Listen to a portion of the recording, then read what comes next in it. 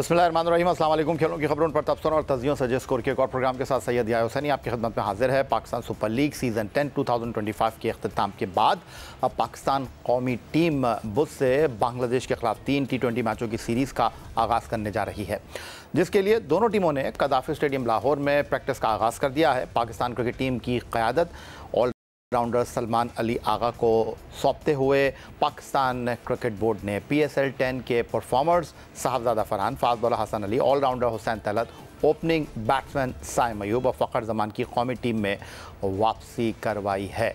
पाकिस्तान की team senior और नौजवान खिलाड़ियों का इम्तिजाज है, लेकिन दूसरी जानिब बांग्लादेश की क्रिकेट टीम अपने अहम खिलाड़ियों की खिदमत से महरूम दिखाई देती है। Fast bowler Mustafizur Rahman IPL match के दौरान अंगूठे में चोट लगने की वजह से पाकिस्तान के खिलाफ T20 सीरीज़ से आउट हो गए हैं। इससे पहले फास्ट बॉलर नाहिद राना ज़ाती वजूहात की बिना पर दौरे पाकिस्तान से दस्तबरदार हो गए थे और सोमिया सरकार कमर की तकलीफ की वजह से टीम का हिस्सा नहीं। पाकिस्तान क्रिकेट बोर्ड में कोचिंग से वाबस्ता अफराद हों या नेशनल हाई परफॉर्मेंस सेंटर से मुंसलिक कोच या कौमी टीम में खिदमत देने वाले कोचिंग स्टाफ, सभी एक राग अलापते रहे हैं कि पाकिस्तान को मॉडर्न डे क्रिकेट खेलना होगी। अब Pakistan white ball cricket team के नए हेड कोच माइक हैसन ने भी ये दावा किया है। माइक हैसन ने लाहौर में मीडिया से बातचीत करते हुए कहा, पाकिस्तान टीम को मॉडर्न डे क्रिकेट खेलना है जो इस वक्त दुनिया खेल रही है। पाकिस्तान क्रिकेट अभी इससे पीछे दिखाई देती है, लेकिन मौजूदा टीम के खिलाड़ी वो स्टाइल अपना सकते हैं। Look, it's not getting too far ahead of ourselves in terms of, the rankings will come in time. For me, it's about committing to the way we want to play. We want to play a modern style of cricket. In white ball cricket at the moment, Pakistan's approach has been a little bit behind, the rest of the nations, and it's about making sure we are a side full of, often full of talent, but it's got to be pretty well constructed in terms of how we want to play the game. So I talk about a high-paced game. You can only play that if you've got depth of batting and you've got lots of different bowling options to adjust to the conditions that you're confronted with. So it's about, building the right players and putting them in the right positions. Shaheen Shah Afridi की क़यादत में लाहौर कलंदर तीसरी मरतबा Pakistan super league का title जीतने में कामयाब रही और शाहीन शाह अफरीदी PSL की तारीख के पहले कप्तान बने जिन्होंने अपनी क़यादत में किसी फ्रेंचाइज को 3 मरतबा चैंपियन बनवाया। लेकिन दूसरी तरफ पाकिस्तान क्रिकेट बोर्ड की सिलेक्शन कमेटी ने फास्ट बॉलर शाहीन शाह अफरीदी को बांग्लादेश के खिलाफ T20 सीरीज से ड्रॉप कर दिया। बांग्लादेश के खिलाफ जब कौमी टीम का ऐलान किया गया तो शाहीन शाह अफरीदी ने PSL के 9 मुकाबलों में सिर्फ 9 विकेटें अपने नाम कर रखी थी, लेकिन टीम के ऐलान के बाद बकिया 3 मैचों में उन्होंने 10 विकेटें हासिल करके फजल महमूद कैप हासिल कर ली। शाहीन शाह अफरीदी को गुज़िश्ता साल इंग्लैंड के खिलाफ टेस्ट सीरीज़ के आखिरी 2 टेस्ट से टीम से बाहर कर दिया गया था। अब लाहौर कलंदर को चैंपियन बनवाने के बाद जियो न्यूज़ के नुमाइंदे सोहेल इमरान से बातचीत करते हुए शाहीन शाह ने कहा कि वो तब्दील लेंगे, वो शाहीन हैं और शाहीन ही रहेंगे। वो किसी फॉर्मेट से दूर नहीं जा रहे, जब तक सांस है सारे फॉर्मेट खेलेंगे। वो बार बार कहते हैं कि आंखें अच्छी होनी चाहिए, उनकी परफॉर्मेंस अच्छी है और वैसी ही है। मेरे ख्याल से जो इन्वायरमेंट होती है वो सबसे अहम चीज़ होती है। वो ज़रूरी नहीं है कि शाहीन टीम में होगा तो अच्छा होगा, नहीं। अगर आपके इन्वायरमेंट अच्छा होगा ना, आपके जो इर्द गिर्द वाले लोग हैं, जो आपकी मैनेजमेंट है वो अच्छी होगी ना, तो आई थिंक कोई भी प्लेयर किसी भी टाइम भी परफॉर्मेंस कर सकता है। जो सबसे मेन वजह थी वो प्लेयर को सपोर्ट करना, प्लेयर को बूस्ट अप करना, प्लेयर की हेल्प करना, उनकी जो चीज़ें थी। आई थिंक जो सबसे अच्छी बात इस टीम की ये है कि इस टीम ने किसी को पॉइंट आउट नहीं किया किसी भी मरहले में। लोग की रिस्पेक्ट अपनी जगह, उनका ओपिनियन अपनी जगह, लेकिन इस टीम ने कभी बिलीव नहीं छोड़ा किसी भी टाइम, और हमने हमेशा यही सोचा है कि यार क्या परफॉर्मेंस हम टीम के लिए कर सकते हैं। मैंने 2-3 जगह ये भी कहा है कि आंखें अच्छी होनी चाहिए, परफॉर्मेंस वही है, वही हम लोग हैं, कोई चेंज नहीं होता। और मैं ऑनेस्टली बताऊं कि मैं किसी के लिए चेंज नहीं होऊंगा, क्योंकि मैं शाहीन हूँ और मैं रहूँगा। मेरी हर 3 फॉर्मेट बाकी है। मैं टेस्ट भी खेलूँगा इंशाल्लाह, मैं 4 डे भी खेलूँगा, मैं 1 डे, मैं T20, मैं किसी चीज़ से दूर नहीं जा रहा हूँ इंशाल्लाह। मैं जब तक आखिरी सांस से मैं पाकिस्तान क्रिकेट के लिए खेलूँगा।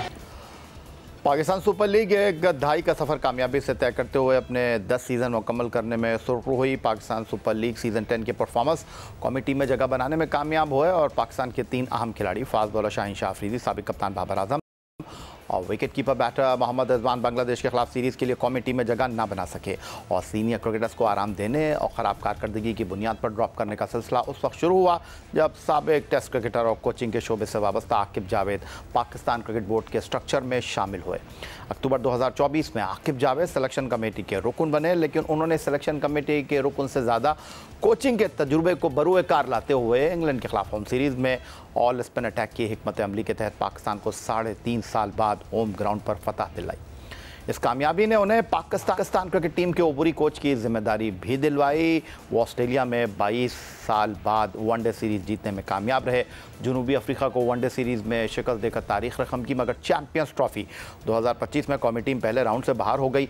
इस दौरान ये खबरें भी मंजर आम पर आईं कि Aqib Javed national high performance centre में बतौर डायरेक्टर जिम्मेदारियां अंजाम देने के ख्वाहिशमंद हैं और वो कौमी टीम की कोचिंग मजीद जारी रखना नहीं चाहते। और फिर एक तरफ माइक हैसन को वाइट बॉल टीम का कोच बनाया गया तो Aqib Javed national high performance centre के सरबरा मुकर्रर हो गए। आईसीसी ने विमेन क्रिकेट टीम की आलमी दर्जाबंदी जारी कर दी है, जिसमें पाकिस्तान की बाएं हाथ की स्पिनर सादिया इकबाल ने T20 की बॉलिंग रैंकिंग में पहली पोजीशन हासिल कर ली और इंग्लैंड की सोफी एगस्टन से नंबर 1 पोजीशन छीन ली। सादिया इकबाल ने रैंकिंग में एक दर्जा बेहतरी के बाद 746 पॉइंट्स के साथ पहली पोजीशन पर कब्जा जमा लिया। सादिया इकबाल ने women cricket world cup qualifier के 5 मुकाबलों में 9 विकेटें अपने नाम करके पाकिस्तान की कामयाबियों में मरकज़ी किरदार अदा किया। सोफी अगस्टन 3 दर्जा तनज़ुल के बाद चौथे नंबर पर चली गई हैं। भारत की दीप्ति शर्मा 1 दर्जा बेहतरी के बाद दूसरे और ऑस्ट्रेलिया की एनाबेल सदरलैंड तीसरे नंबर पर आ गई हैं। T20 ख़वातीन बॉलिंग रैंकिंग में पाकिस्तान की नशा सांधू की 8वीं पोजीशन बरकरार है। ख़वातीन T20 बैटिंग रैंकिंग के टॉप 10 में कोई पाकिस्तानी बैटर शामिल नहीं। ऑस्ट्रेलिया की बैटमोनी की पहली पोजीशन बरकरार है। वेस्ट इंडीज़ की हैली मैथ्यूस 2 दर्जे बेहतरी के बाद दूसरे नंबर पर आ गई हैं। प्रोग्राम में वक्त हुआ एक ब्रेक का। ब्रेक से वापस लौटेंगे तो पाकिस्तान बांग्लादेश सीरीज़ और पाकिस्तान सुपर लीग पर गुफ्तगू करेंगे।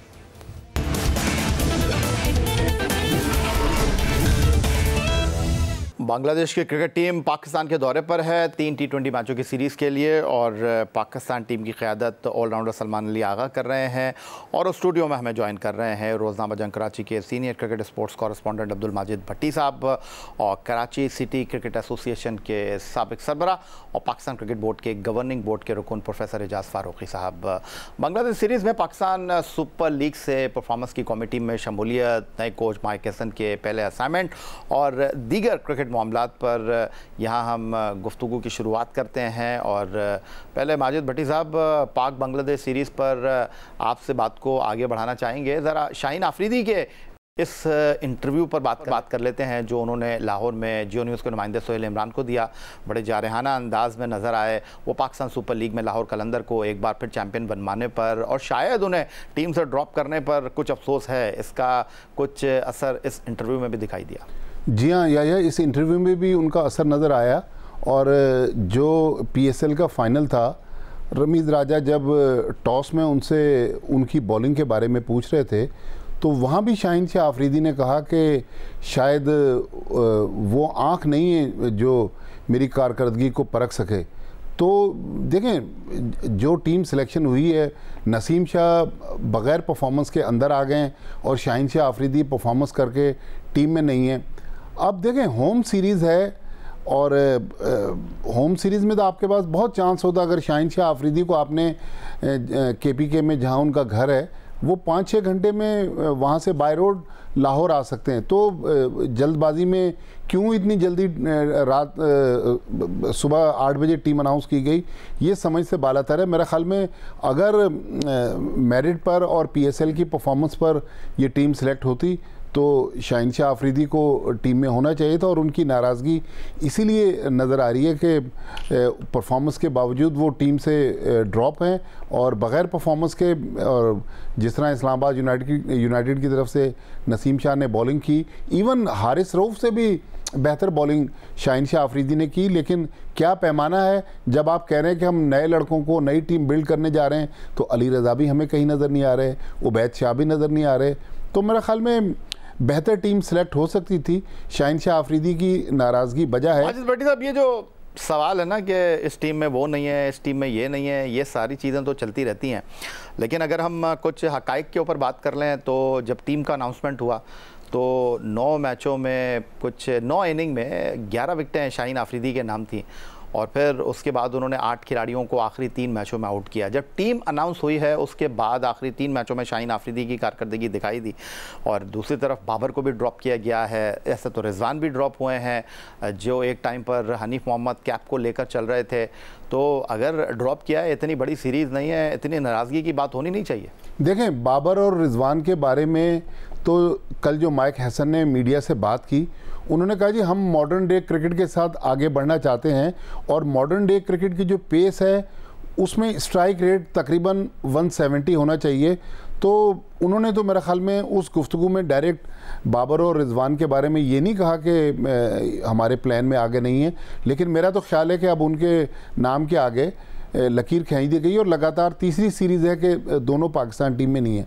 मेरा तो सवाल ये है कि आपने जल्दबाजी में जब 3 मैच PSL के बाकी थे टीम क्यों अनाउंस की? अगर टीम चले अनाउंस भी कर दी तो अभी भी आपके पास ये ऑप्शन तो मौजूद है। आपको ना वीज़े की ज़रूरत है, ना कोई जहाज़ का टिकट चाहिए। शाहीन शाह आफरीदी को आप अगर उनके ज़ख्मों पे मरहम ही रखना था तो 16 के बजाय 17 मेंबर स्क्वाड में शामिल कर लेते। लेकिन मेरे ख्याल में शाहीन शाह आफरीदी की जो नाराज़गी है वो क्रिकेट की एक बड़ी मशहूर वेबसाइट है, वहाँ भी एक मजमून छपा हुआ है। जब वो प्राइज़ डिस्ट्रीब्यूशन में नज़र आए हमें टेलीविज़न पर तो वहाँ भी उनके जो इमोशंस थे वो नाराज़ दिखाई दे रहे हैं। प्रोफेसर एजाज फारूकी साहब, माजी में आप पाकिस्तान क्रिकेट बोर्ड के गवर्निंग बोर्ड का हिस्सा रहे हैं और माजी जो शाहीन शाह आफरीदी के ससुर हैं शाहिद आफरीदी साहब, उनके कभी टीम से इन होने आउट होने पर बड़ी गुफ्तगू होती रही और आप उस वक्त पाकिस्तान क्रिकेट बोर्ड का हिस्सा थे। ये जो माजिद भट्टी साहब फरमा रहे हैं कि शाहीन आफरीदी के साथ नाइंसाफ़ी हो गई, उनको टीम में रखना चाहिए था, उनको 17वें खिलाड़ी की हैसियत से रखना चाहिए था, ज़रा आप इस मामले पर रोशनी डालिए। कोई इतनी बड़ी टीम है नहीं, बाबर भी बाहर बैठे हुए हैं, रिजवान भी बाहर बैठे हुए हैं। तो अगर शाहीन आफरीदी ने आखिरी 3 मैचों में 8 विकेटें ले ली, चैम्पियन बनवा दिया, उससे कोई इनकार नहीं है, लेकिन उनको भी थोड़े तहम्मुल का मुजाहरा करना चाहिए। मैं आपकी इस बात से बिल्कुल एग्री करता हूँ। देखिए, जो बेहतरीन खिलाड़ी होते हैं उनको इस बात पर ज़हनी तौर पर तैयार रहना चाहिए कि कभी सीरीज़ में नए प्लेयरों को चांस देने से पाकिस्तान की टीम में नए मेंबर जब आते हैं तो उनको भी अच्छा चांस मिलता है। तो जब चांस जब भी मिलेगा जब सीनियर खिलाड़ियों को या अच्छा परफॉर्मेंस देने वालों को बिठाया जाए और दूसरों को चांस दिया जाए। हाँ, शाहीन शाह आफरीदी को इस पर तबसरा नहीं करना चाहिए क्योंकि ये बनता नहीं है कि कोई प्लेयर अगर उसको बिठाया जाए तो वो क्रिटिसाइज़ करे, उसका नहीं होना चाहिए, अवॉइड करना चाहिए ताकि आइंदा के लिए उनके ताल्लुकात जो हैं पाकिस्तान क्रिकेट बोर्ड से वो बेहतर रहें। क्रिटिसाइज़ करने के बाद उस कैटेगरी में आ जाते हैं कि फिर ये सोचना पड़ता है कि क्या इनको रखना, इस प्रेशर के से रखना पड़ेगा, तो मैं समझता हूँ कि ये मुनासिब नहीं होता। खामोशी ही बहुत बड़ा एहतजाज होता है। अक्सर ये हुआ है कि अच्छे अच्छे खिलाड़ियों को जब रोका गया है तो उनसे पूछा कि भाई आपको नहीं खिलाया जा रहा है, कहलें भाई ये टीम का सिलेक्शन है। अच्छा, आपने शाहीन शाह आफरीदी पर तो अपने लब्बों को जुम्बिश दी, ये माइक हैसन भी लगता है कि बड़े मामला फ़हम है क्योंकि डेफिनेटली जब वो आएंगे तो मीडिया बाबर और रिजवान का सवाल उनके सामने रखेगा और उन्होंने बड़े टेक्निकल अंदाज में जो है वो इस तमाम सूरत हाल को जो है वो एब्जॉर्ब करने की कोशिश की। उन्होंने कहा कि जी मॉडर्न डे क्रिकेट का जो स्ट्राइक रेट है उसके हिसाब से आप खेलेंगे तो आपकी टीम में जगह बनेगी। देखिए, बात तो उन्होंने टेक्निकल की कि भाई इस स्पीड की वजह से उन्होंने बताया कि भाई इस हिसाब से अगर खेलेंगे तो उनका चांस बनेगा। मैं समझता हूँ कि उनको भी ये तबसरा नहीं करना चाहिए क्योंकि जब आप सिलेक्शन करते हैं तो बहुत सी चीज़ें ऐसी होती हैं जो अंडरस्टूड होती हैं, मगर जब आप तबसरा करते हैं तो वो बात आपके हाथ से निकल जाती है। फिर उस पर जब नए तबसरे आते हैं तो फिर आपकी पोजीशन भी ख़राब होती है और पाकिस्तान क्रिकेट बोर्ड की भी तब वो भी मसाइल में आते हैं। बेहतर यही है कि इस पर सब खामोशी इख्तियार करें। कोई प्रेस में ज़रूरत नहीं होती कि इन तमाम सवालात का जवाब दिया जाए। और ऐसी सीरीज़ जिसमें सिर्फ 3 मैचेस हैं, बांग्लादेश है, इसमें तो नए प्लेयरों को लाना एक अच्छी रिवायत होना चाहिए और ताकि नए प्लेयरों को भी अच्छी सीरीज़ के खेलने का मौका मिले। माजिद भट्टी साहब, शाहीन आफरीदी पाकिस्तान के इस वक्त में फास्ट बॉलर हैं और कारकर्दगी में उतार चढ़ाव आता रहता है, इसमें कोई दो राय नहीं है। और पाकिस्तान के इस वक्त ऐसे फास्ट बॉलर हैं जिनके क्रेडिट पर टेस्ट, वनडे एंड T20 तीनों सतह पर जो है 100 से ज़्यादा विकेटें हैं और उन्होंने एक और रिकॉर्ड बनाया। लाहौर कलंदर को तीसरी बार उन्होंने चैम्पियन बनाया। इससे पहले इस्लामाबाद यूनाइटेड भी चैम्पियन बनी, लेकिन मिसबाउल हक, शादाब खान, जेपी डुमनी उनके कप्तान थे। तो शाहीन आफरीदी जो हैं वो इस एतबार से कहीं आगे दिखाई दे रहे हैं। फिर कलंदर उनकी क़यादत में 3 फाइनल खेली, तीनों जीती, ये भी एक बड़ी बात है। लेकिन उनका ये कहना कि जी तहम्मुल से काम लेना चाहिए, देखने वाली आँख होनी चाहिए और जो सराउंडिंग में माहौल है, सीधा उन्होंने क्रिकेट बोर्ड को मुखातिब किया है। उन्होंने कहा है कि जी वो माहौल कलंदर में क्रिकेट बोर्ड में नहीं है। फिर उसके साथ जो एक और बड़ा इंपॉर्टेंट इशू है वो ये कह रहे हैं कि जी हमारे जो फॉर्मर क्रिकेटर्स हैं उनको थोड़ा सा हल्का हाथ रखना चाहिए। एक परफॉर्मेंस के ऊपर चांद पर ले जाते हैं, एक परफॉर्मेंस के ऊपर ज़मीन के गड्ढे में डाल देते हैं ले जाकर। तो ये ख़ुद भी क्रिकेटर हैं और आप अच्छा करेंगे तो आपकी पजीराई होगी, अच्छा नहीं करेंगे तो आपको जो है वो फिर तनकीद का सामना भी करना पड़ेगा। देखें, शाहीन शाह आफरीदी तो या बहुत बड़े बॉलर हैं। सुफियान मुकीम जब ड्रॉप हुए इस टीम से, उन्होंने भी तबसरा किया।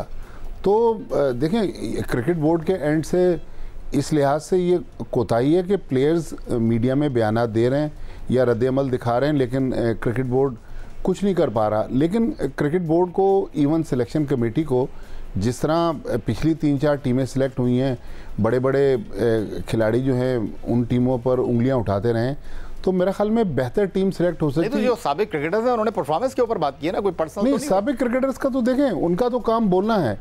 और जो फारूकी साहब बात कर रहे थे ना, बात यही है कि खिलाड़ी को खुद नहीं बोलना चाहिए। कहते हैं ना कि खिलाड़ी की परफॉर्मेंस और जज के जो फैसले हैं वो बोलते हैं। लेकिन हमारे यहाँ ज़ाहिर है अब माहौल ऐसा चला हुआ है, एक ऐसी हवा चली हुई है कि खिलाड़ी जो हैं वो खुद ही आके मीडिया पे किसी न किसी तरीके से आप समझते हैं कि बाबर आजम और रिजवान के रास्ते तो बंद हो रहे हैं उनकी कारकर्दगी की वजह से।